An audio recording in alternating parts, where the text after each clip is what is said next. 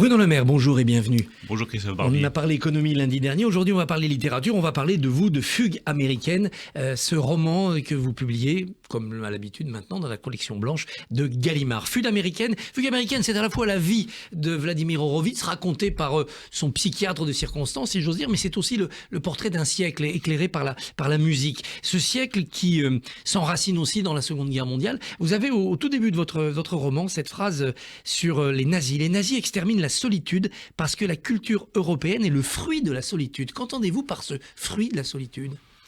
Je dirais que la musique surtout est le fruit de la solitude, la culture est le fruit de la solitude. On lit seul, la musique se crée seule et la rencontre avec l'art est aussi une part de solitude.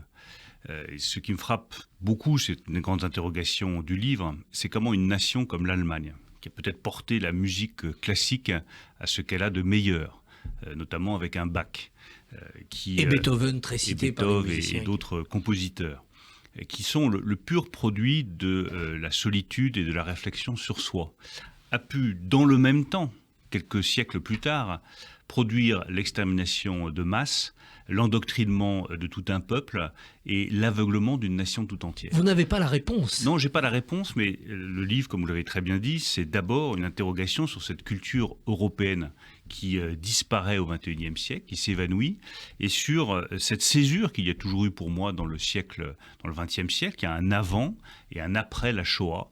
Il y a un avant et un après cette culture allemande qui s'est dissoute dans le nazisme pendant quelques années pour des raisons, il y a eu 100 000 explications qui ont été apportées, aucune n'est convaincante, ça reste pour moi un mystère. Licht, nicht, dites-vous, c'est la triste histoire, le triste alphabet de l'histoire allemande. Un peu plus loin, vous dites les jeunes générations oublient ce dont elles sont issues pour ne rien devoir à personne. C'est vrai évidemment en politique, c'est vrai aussi en musique, en art. C'est vrai aussi en art, certains ne le reconnaissent pas, la réalité c'est que tout livre est bâti sur les épaules du livre précédent. Toute musique assimile toutes les musiques précédentes. Et en même temps, si on veut avancer, si on veut créer soi-même, il faut avoir le courage d'évacuer tout ce qu'on a lu, tout ce qu'on a entendu, tout ce qu'on a pu vivre comme expérience artistique pour produire soi-même sa propre œuvre. C'est un combat contre ce qui précède, toujours. C'est à la fois une marque de reconnaissance et une marque d'oubli. C'est la seule façon qu'on puisse trouver pour avancer, écrire et créer soi-même. C'est aussi la relation aux générations précédentes, une relation à son propre destin, ce qu'on a envie de faire de sa vie. Dans votre livre, le narrateur a un frère qui est un pianiste raté et qui va s'effondrer dans la vie parce qu'il n'aura pas l'espoir d'égaler Vladimir Horowitz. Les hommes n'admirent que ce dont ils ont peur, dites-vous. Ils veulent mesurer la taille de ce qu'ils n'ont pas accompli pour dissiper leurs regrets. Ouvrez les guillemets. Par où il est passé quand même. Ça aussi, on peut l'appliquer à la politique. Regardez les grands hommes en se disant, il a eu tellement de souffrances que je n'ai pas de regret à ne pas avoir atteint peut-être la présidence de la République ou un grand destin. Bien sûr, on peut toujours se dire ça. En tout cas, pour ce qui concerne le personnage de Franz Wertheimer, je pense que ce que j'ai voulu raconter, c'est à quel point avoir une leçon par Vladimir Horowitz. Plus qu'une leçon, une emprise, parce qu'il l'écoute, puis après il joue devant lui et ça l'écrase. Et ça l'écrase totalement, et finalement il renonce, parce qu'il voit bien que jamais il ne sera à la hauteur de Vladimir Horowitz. Et ce que j'ai voulu raconter dans ce livre, c'est pour ça que ça s'appelle Une fugue, c'est comment, dans le fond, les vies se croisent, se mêlent, s'entrecroisent, avec, au bout du compte, une fin qui peut être radicalement différente. Vladimir Horowitz est passé par la dépression, par des épisodes extrêmement difficiles. Des arrêts de carrière pendant des années. Il s'est relevé. Et l'interrogation fondamentale de ce livre, c'est comment s'est-il relevé ? Pourquoi Vladimir Horowitz, d'une telle sensibilité, d'une telle fragilité intérieure, trouve en lui la force de se relever. Et au bout de 12 ans d'absence, après avoir erré dans son appartement de New York tout seul, sans jamais toucher à son piano, sauf de temps à autre, revient sur scène en 1965, poussé par sa femme Wanda Toscanini, qui occupe une place centrale dans le livre, et triomphe. Là où un Franz Wertheimer, lui, s'aperçoit à l'âge de 18 ou 19 ans que dans le fond, il n'a pas les qualités pour être un immense pianiste, il sera au mieux un honnête pianiste, abandonne la musique, devient promoteur immobilier, épouse une femme qui occupe aussi une place majeure dans le texte, une Française, Muriel Lebaudy, une Française, qui le ruine, qui elle le ruine. Et finalement ruine sa vie également, et lui finit dans une forme de folie. C'est ça cette fugue. Il y a une musique, une ligne musicale qui l'emporte et une ligne musicale qui s'effondre. Dès leur rencontre à Cuba, il a un mot, Franz, très cruel pour Horowitz. Il dit Horowitz n'est pas un musicien, c'est un virtuose. Vous faites cette distinction, vous aussi, quand vous écoutez vos musiciens? Oui, parce que chez Horowitz, la remarque est volontairement méchante de la part d'un Franz Wertheimer, qui a aussi une part de jalousie vis-à-vis d'Horowitz, qui a si bien réussi, qui est devenu une figure emblématique du piano. Mais c'est vrai que chez Horowitz, il y a à la fois une immense douceur, il y a un sens du chant extraordinaire dans la plupart des pièces qu'il joue, et puis il y a parfois un côté cabotin. Il y a parfois un côté, regardez comme je joue bien, dont Vladimir Horowitz jouait. Horowitz était aussi un homme de spectacle, et j'essaie de le raconter dans les concerts que je raconte à la Havane, ou son grand concert de 86 à Moscou, celui de 1965 à Carnegie Hall. Il y a toujours un moment où Horowitz fait du Horowitz. Horowitz se caricature. Il y a un pianiste rival d'Horowitz qui était très méchant, qui disait Horowitz, c'est un pianiste de bis. Façon de dire, c'est un pianiste qui joue des choses brillantes et agréables pour le public.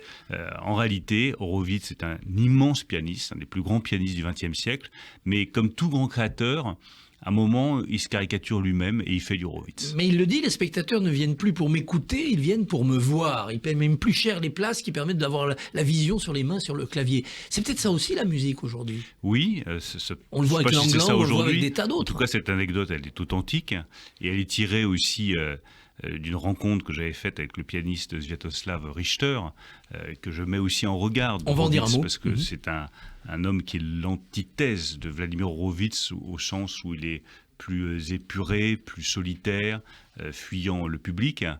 Mais Sviatoslav Richter avait remarqué à un moment donné que les gens ne réservaient des places que sur la partie gauche des salles de concert parce qu'ils voulaient voir ses mains. Et dans le fond, ils se contrefoutaient d'écouter la musique, ils voulaient voir la virtuosité digitale de Richter. Et Richter, depuis ce jour-là, a décidé qu'il jouerait dans le noir, avec juste une lumière sur sa partition, pour que les gens écoutent plutôt que de regarder. Il donne même un coup de pied sur un projecteur à un moment donné dans votre roman. Vous évoquiez ce concert d'Horowitz à Moscou en 86.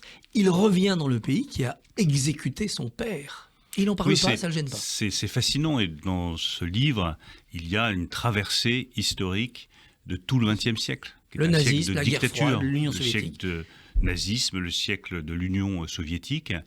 Oui, Vladimir Horowitz est parti d'Ukraine, avait un père qui a été exécuté, enfin envoyé au goulag puis exécuté par les services secrets soviétiques. Et quand il revient en 1986, avec un piano qui a été transporté par la CIA, par les autorités américaines, il joue dans la salle du conservatoire de Moscou, où se trouvent ceux qui ont décidé l'exécution de son père. Et c'est ça, dans le fond, la tragédie d'Horowitz, c'est cette tragédie du XXe siècle, où sans cesse refont surface les ombres du totalitarisme, que ce soit le totalitarisme nazi ou le totalitarisme soviétique. C'est ce que j'essaie de raconter dans ce livre. Quand je fais écrire à Franz Wertheimer une lettre à Karajan, qui dirige devant Hitler.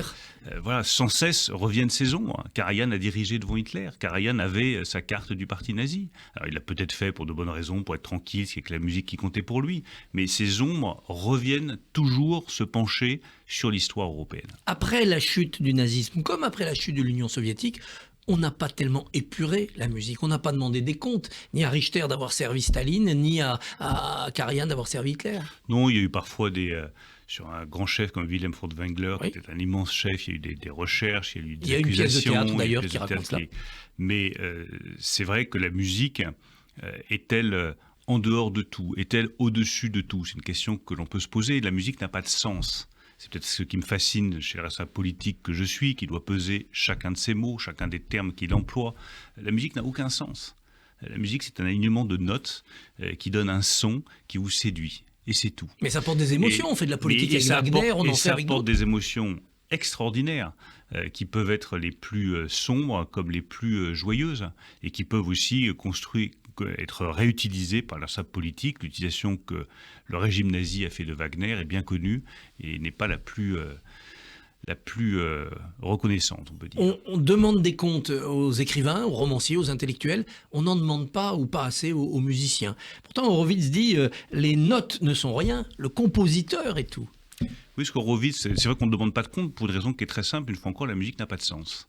Donc vous n'êtes pas comptable d'un art qui n'a aucun sens et qui est uniquement une émotion. Là où, par définition, les mots qu'emploient les écrivains ont un sens, peuvent blesser, peuvent même tuer ou légitimer le meurtre et l'oppression. Les phrases d'un Céline, l'antisémitisme d'un Céline sont un appel au meurtre permanent. Donc il est légitime qu'il soit poursuivi pour des écrits comme cela. En revanche, sur la musique, elle reste en dehors de cette sphère politique. Quel juif était Horowitz? Vous traitez de son homosexualité refoulée, par exemple, dans le livre, mais vous abordez assez peu son rapport au judaïsme. Parce que je pense que c'est un rapport assez lointain, qu'on retrouve davantage chez sa fille. Oui, qui va dans un kibbutz et puis qui devient anti-israélienne. Cherche à retrouver dans le fond ses origines juives. Et la fille de Wanda Toscanini, la petite fille du plus grand chef d'orchestre du XXe siècle, Arturo Toscanini. Elle est la fille d'un génie du piano qui, lui, est d'origine juive. Et elle cherche sans cesse ses origines. Du coup, elle part dans un kibbutz, elle sombre elle aussi dans la dépression, elle meurt très jeune. Et son père, Vladimir Horowitz, n'a jamais eu de relation avec cette fille, ne l'a jamais comprise. Je raconte comment le jour de son enterrement est enterré à Milan. Wanda Toscanini va enterrer sa fille. Vladimir Horowitz, lui, reste à New York et joue du piano toute la journée. Oui. Toscanini, il l'évoque un peu, notamment vous racontez comment Horowitz vit la mort de son beau-père, mais on n'a pas l'impression qu'ils aient été intimes et qu'ils aient énormément créé ensemble.